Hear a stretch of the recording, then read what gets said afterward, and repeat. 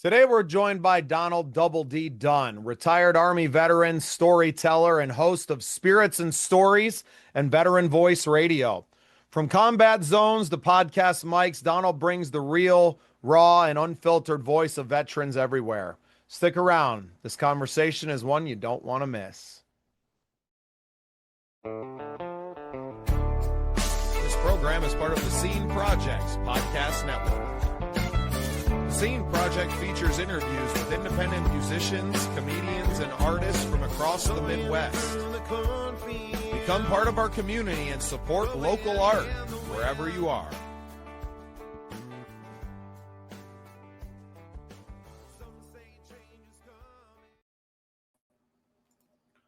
Well, welcome into another exciting episode of The Scene. I'm your host, Bubba Startz, and with me today is Double D, Donald Dunn. Welcome to the show, brother. Hey, thanks for having me on, man. I'm looking forward to it. Yeah, well, I usually say nice to meet you, but we got to meet here in the studio a few weeks ago. Our co-host and partner on the network, Willie, had you on his show, Soul Impact. And yeah, man, it was great to get to know you then, but we want our listeners to have a chance to do the same. So I'm going to give you the floor and let you give us a little bit of backstory. Yeah, so I came in the military in 94. Retired in 2014, spent 68 months in Iraq, Afghanistan, and Bosnia between the three. And, when I got out, I was no different than a lot of other veterans, kind of messed up and needing some help. And I found that through podcasting. And that's where the show had started from. It was a show that was needed for some of our veterans and that we served with that had committed suicide. And we started the show. It was a Facebook Live. We called it a podcast, and it just grew. From there, I found therapy through podcasting. It helped me talk about my story and things that had happened. And then the platform has kind of turned into that for our guests. So we have the guests come on, they get to tell their story, and it gets documented in their words, so that if there's ever anybody in the future listening, they can hear it straight from the person's mouth that they're researching. So yeah, that's pretty much in a nutshell. The nonprofit started from the show as well. We've seen the same problem that a lot of podcasters have, and that's reach. So we started a radio station that plays music from veterans that are transferring from the military into music careers. And that has just grown as well. We got two stations. Ranger Rockwave is our rock and roll, and Simplify Country is the country station. And from there, man, it's just getting bigger. We're trying to get the VVMAs going, the Veteran Voice Music Awards. We'd like to get some songwriter conventions put together, and those are the missions that we're working desperately on right now. Feel like we are destined to meet, brother.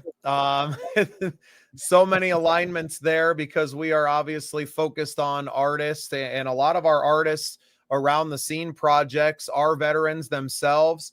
And obviously you can see the banner behind me, Operation Combating Veteran Suicide. Listeners of our show know it very well. And it's a shocking statistic. And 22 a day is the one that gets thrown out, but in reality, it's much higher than that. Right? They're not counting people who have died from drug overdoses, which is just as much as suicide, because you're dealing with the same things, right? It all stems from mental health. It all stems from the lack of community when these veterans retire inevitably from the military and are without that structure in their lives. And one of our big missions here with OCVS is to build communities, right? To build out housing units, to take these veterans, guys and gals, hopefully, and to be able to put them into some kind of, transitional spaces, right? And to grow communities around that. And one big part that I have said was so important was exactly what you are doing. Is that I've seen how podcasting has changed my life, how it has become a therapy session for me. And one thing that I wanted to bring in to all of these housing units that we're going to build in the future is to have a small podcast studio inside of the unit itself, so that veterans can get in there, whether it's two of them that are living on the property together, or it's somebody doing like we do, jumping on the internet and doing them online this way. It's so important. And I don't feel like most veterans can find a lot in like a typical therapy setting. You're just a different breed of people, and you're different, first of all, in who you are, right? Not everyone wants to go and to serve. And all of our veterans now, nobody's been drafted, right? We haven't had a draft since Vietnam. So most of the veterans that we're seeing now, they volunteered to go do a job and to go serve their country. And then to go and do the things you've had to do and see the things that you've had to see, to lose friends, to lose brothers and sisters, and then to get spit out on the other side of that when the machine is done with you, or, grateful if you have the chance to retire, that there is no community.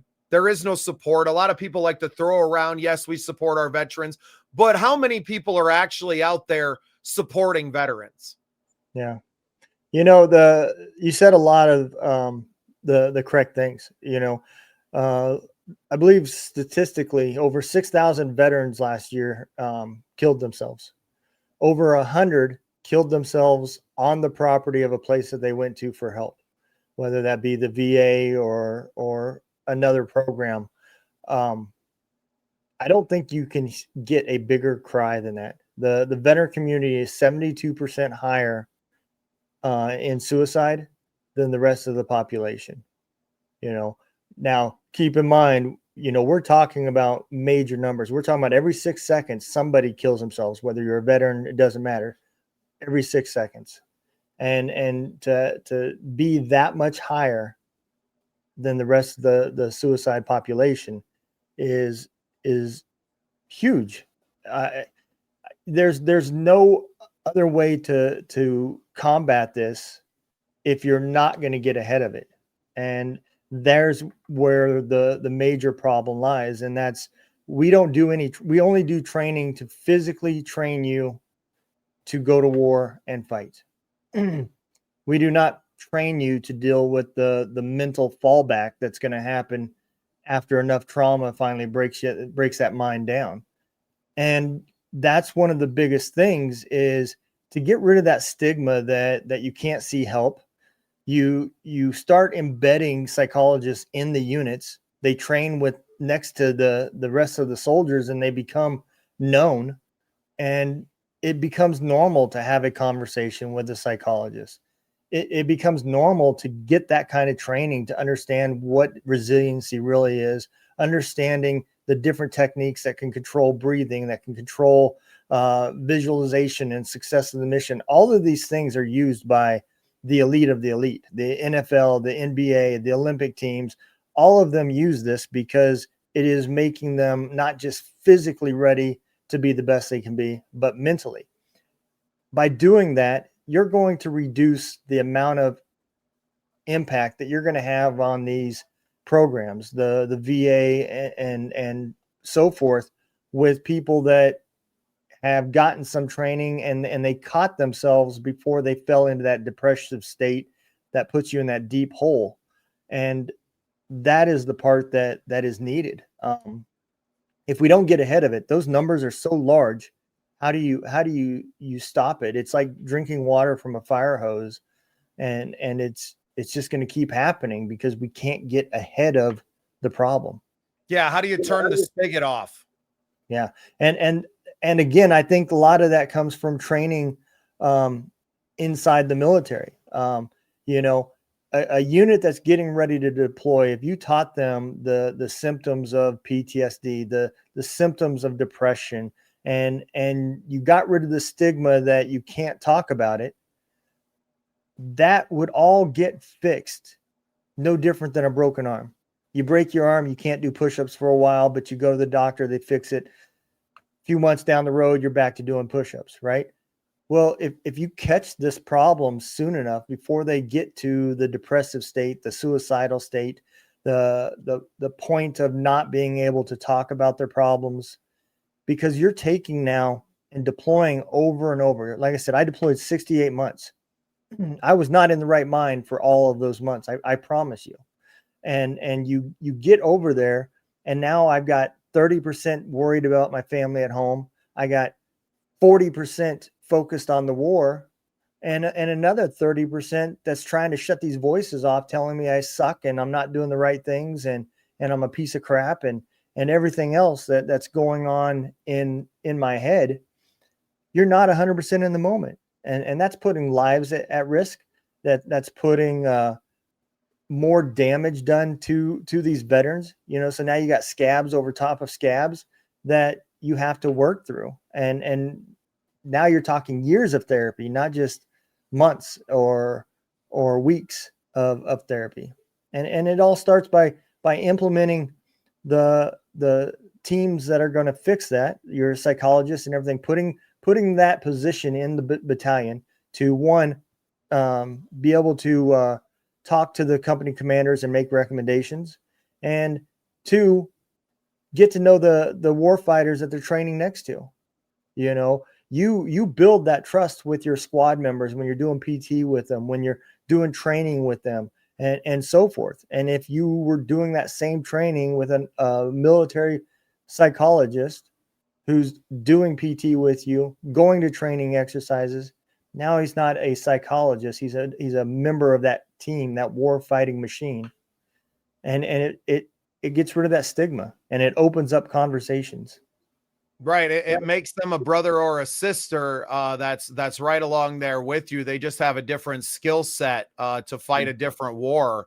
And are there things like this in the military now that just we need to see more of, or is this a new concept? Because I've never, not being a veteran myself, that I'm unaware.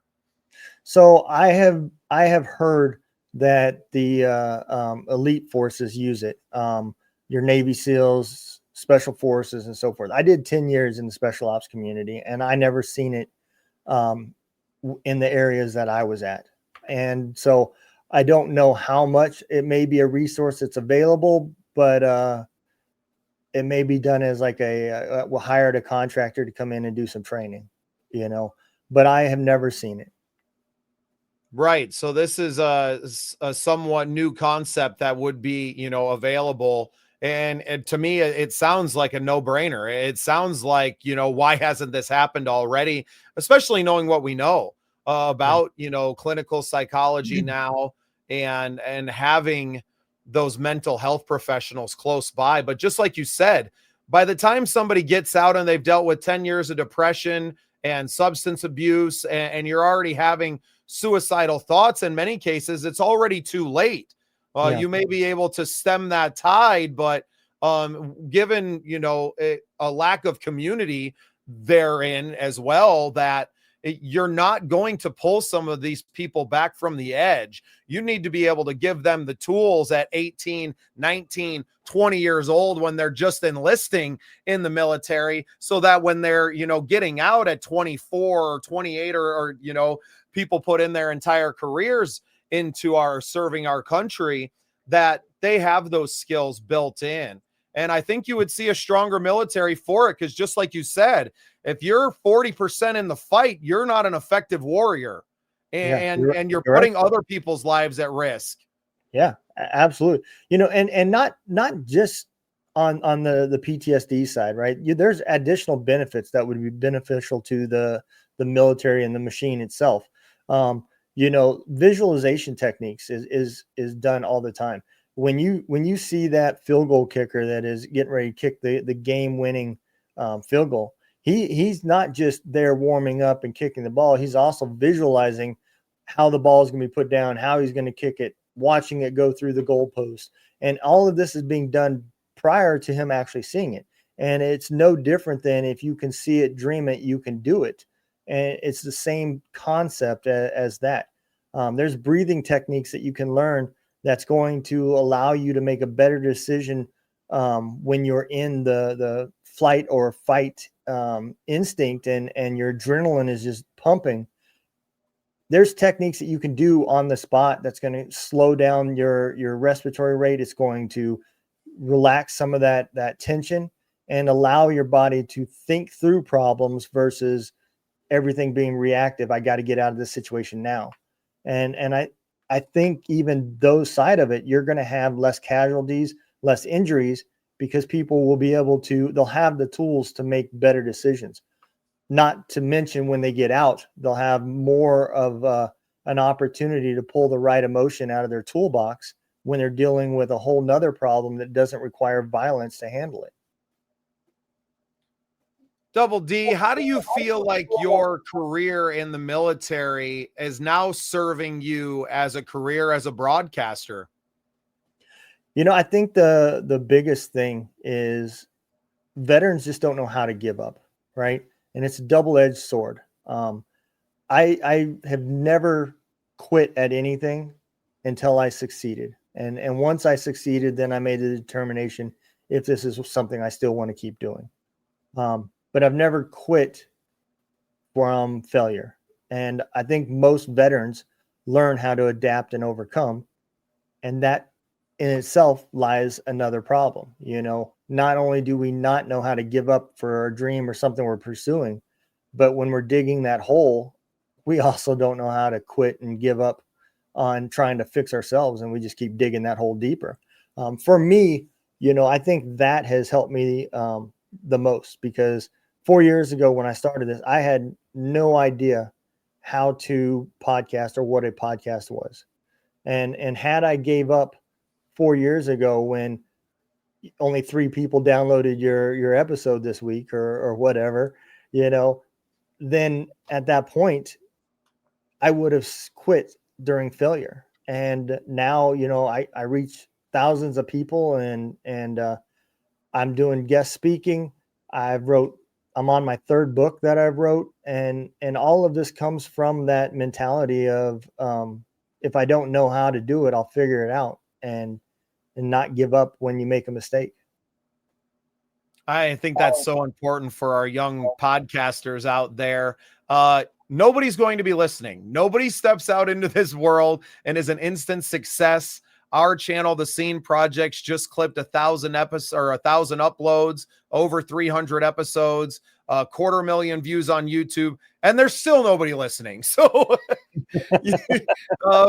it's not like that. I did dabble into the stats, and I saw that our, Apple Podcast numbers, over 1,000 downloads a month we're getting, and that's great. I don't pay attention much to the numbers because that's honestly not where the work is. And that's not where my good feeling comes from. I appreciate that people are listening, they're tuning in, but to me, it's about these conversations. It's about me getting to know another human being on the other side of the camera or sitting on the couch with me. Unfortunately for me, I don't get to do as many in-person interviews as I would like, but this serves a purpose. And I get to, from my small South Dakota town, connect with people not just around our country and around our region, but on the other side of the world.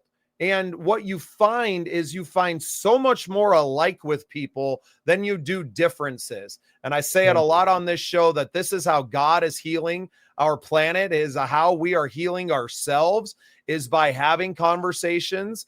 And I feel like you embody that so well, especially in your veteran community, to say, hey, just sit down and let's talk, right? And it doesn't have to be about something, and we don't have to get into the weeds, but that door is open if we want to go there. And it's what is going to heal all of us. Like, it has made me such a different person, especially going to video in January, right? I've only been doing these video podcasts for just over 9 months now, but since doing that, it has inexorably changed my life. It has changed who I am as a person, how I deal with people, whether I'm online or in the real world, right? So I'm a firm believer in what you're doing with your community, the same way I am with mine.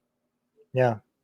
I think that's the most important step, right? The first step to podcasting is to make sure that you're passionate about what you're going to talk about and not be looking to talk about what's trending, if you're not a big news guy or a big sports person, but you see there's a lot of people finding success in those categories, and you decide to start podcasting, you're not going to avoid the fade.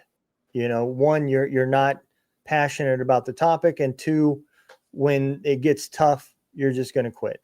And you've got to have that foundation to start with. And if you're not passionate about what you're speaking about and not worried about how many people are listening, then you're going to struggle. And I think that's the first step, is to make sure that you are passionate about what you're talking about. And that is what has worked for me. I am passionate about helping not just the veteran community. It started out that way, but trying to figure out, how do we make this better for my grandkids and my great grandkids, so that mental health crisis that we're going through right now in America is either reduced or programs are fixing it, something. But if we do nothing, then nothing's going to change. And that's what I'm passionate about. Yeah, just doing something. And for me, our relationship with Operation Combating Veteran Suicide is still brand new. I just met Charlotte, the founder, Mrs. South Dakota International, and her husband, Casey, back in May. And we've accomplished so much. Thousands of bottles of water that we put out in Sturgis for the motorcycle rally. I was just at the Cinch Playoffs Governor's Cup here in Sioux Falls, South Dakota last weekend, and put out several hundred of our, I call them tags, just a little business size QR code, business card size QR code with the OCVS, donation link attached to it. We had our banners down there in front of, 10,000 people over the weekend, and just raising the awareness of what we're trying to do.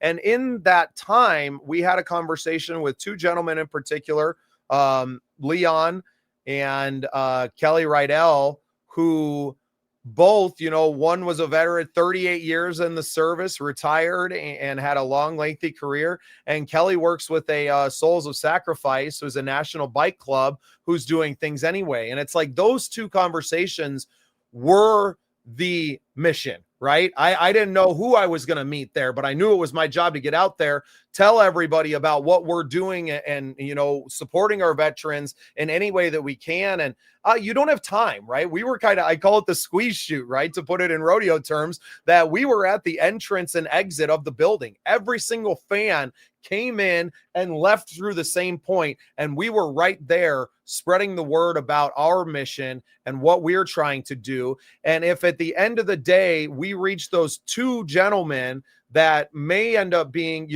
Leon's great, him and his wife were there, and we're like, honey, you come stay with us out at our bunkhouse in the Black Hills next time you come, and we're talking about a 5-minute conversation that we had. But they see the passion that I have for helping veterans. No one in my immediate family veterans, but both my grandfather's veterans, my grandpa on my mother's side, Vietnam vet.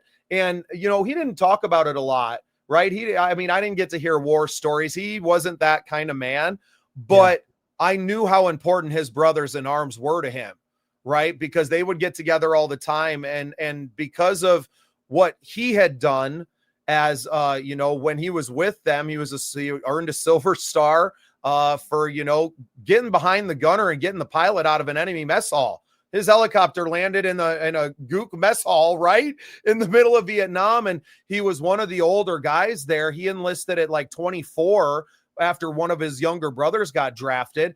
And just kind of putting the pieces together, knowing who I am as a man now at almost 40 years old, and looking back and knowing who my grandfather was, and the fact that he volunteered to go to Vietnam because he wasn't about to let his brothers go over there and die in that godforsaken country, right?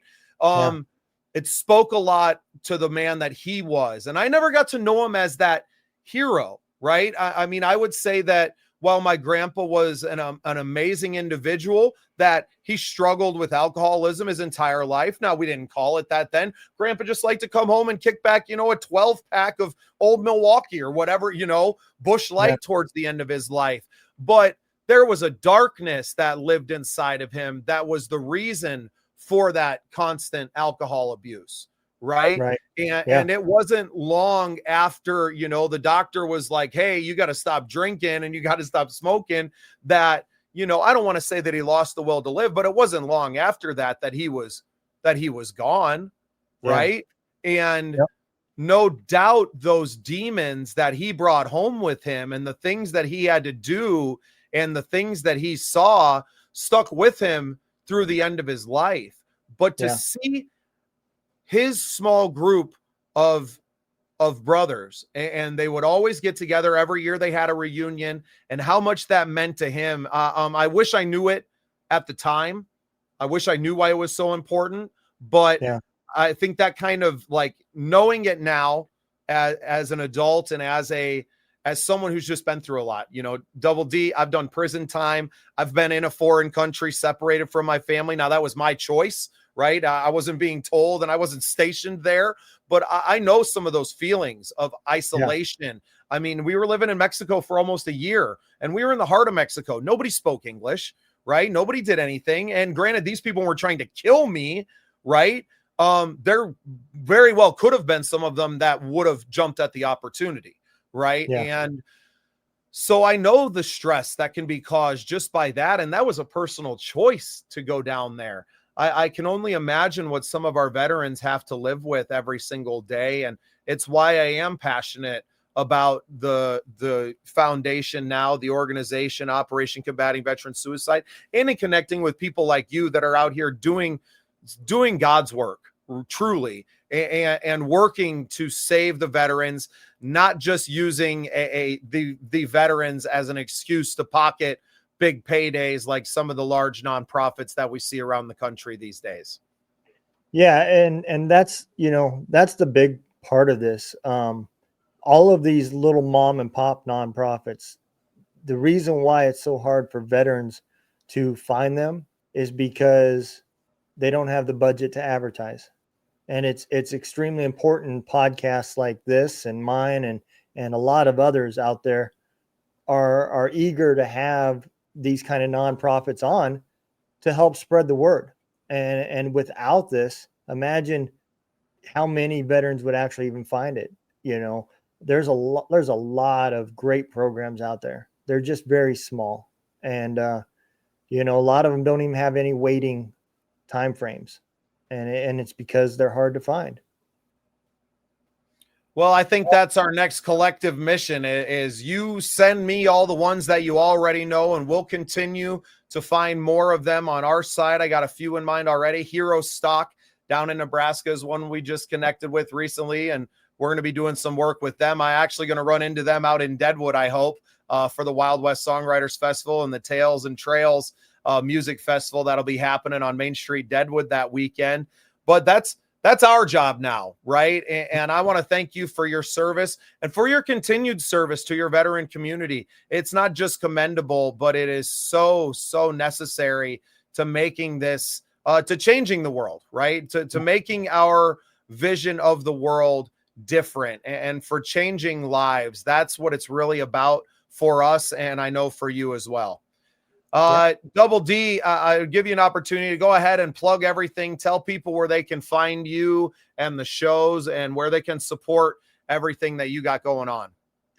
So if you want to keep track of what I'm doing, you can go to donalddunn.me, and that's my personal website. You can see my books that I've wrote, follow the blog, watch the podcast, listen to the podcast, keep up with news, everything from there. If you would like to download the apps for the radio station, they're 100% free. There's no account required, so you don't even need an email address. You just go to your app store, download either Simplify Country or Ranger Rockwave, and hit play. And you're now listening to music that is wrote by the people that have lived their songs. If you're interested in getting into podcast, I do own a media company. It is one of the ways that I help fund Veteran Voice Radio. And there you can find hosting packages, as well as we do a profit sharing with all of the content creators. So 30% of all the profits go back to the content creators that are creating. And it's not going to get you rich, but it will cover your costs and software expenses and other stuff. And the whole theory behind that is to keep people talking and keep people having these conversations. and not letting somebody that's using something as therapy cause them to quit, because then there's nothing left for them to talk about. I couldn't love all of it more, Double D. I'm glad we got the chance to connect today, and we're going to be doing a lot more of that in the future. I know that for sure. Thank you for everything that you're doing for the veteran community. Thank you for everything you're doing for the podcasting community as well inside of that. And thanks for being part of the scene. Yeah, thanks for having me, man. I had a great time.